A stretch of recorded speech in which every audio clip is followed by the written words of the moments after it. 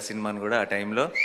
And Virinchi నోట్లో మాట రాదు అసలు. సో విరించి మాట అన్నీ సుబ్బు అయ్యి ఆ సినిమాని ముందుకు నడిపాడు. సో ఆ సినిమా సక్సెస్లో సగం క్రెడిట్ సుబ్బుది కూడా. అండ్ నాకు ఎప్పుడూ అనిపించేది సుబ్బు, నేను చాలా ఆ టైంలో నేను సెట్లు కూడా మిగతా వాళ్ళందరికీ చెప్తుండేవాడిని, ఫస్ట్ డైరెక్టర్ అయిపోతాడు గ్యారంటీగా. అండ్ త్వరలోనే మోస్ట్లీ అదే లాస్ట్ ఫిల్మ్ అనుకున్నా, అదే లాస్ట్ ఫిల్మ్ అనుకుంటా కదా, ఆ తర్వాత ఏడీగా అంతే ఏడీగా. ఐ థింక్ నేను ఇచ్చిన ఎంకరేజ్మెంట్కి ఫిక్స్ అయిపోయి ఆపేసినట్టున్నాడు ఏడీగా పనిచేయడం.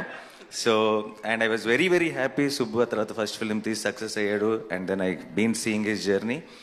అండ్ ఎందుకో నాకు బచ్చల్ మళ్ళీ చూసినప్పుడు, ఇప్పుడు ప్రతి డైరెక్టర్కి కూడా తనేంటి, తన స్ట్రెంగ్త్ ఏంటి అని తెలుసుకోవడానికి కొంత టైం పడుతుంది. అంటే వాళ్ళు కరెక్ట్గా వాళ్ళ వాళ్ళ స్పెషాలిటీ ఏంటి, వాళ్ళకి మనసుకి నచ్చిన సినిమా లేదంటే వాళ్ళ వాళ్ళ స్ట్రెంగ్త్కి మ్యాచ్ అయ్యే ఒక సినిమా ఏంటి అని కనుక్కోవడానికి కూడా కొంత టైం పడుతుంది కొంతమంది ఫిల్మ్ మేకర్స్కి. బచ్చల్ మళ్ళీ చూసిన వెంటనే నాకు అనిపించింది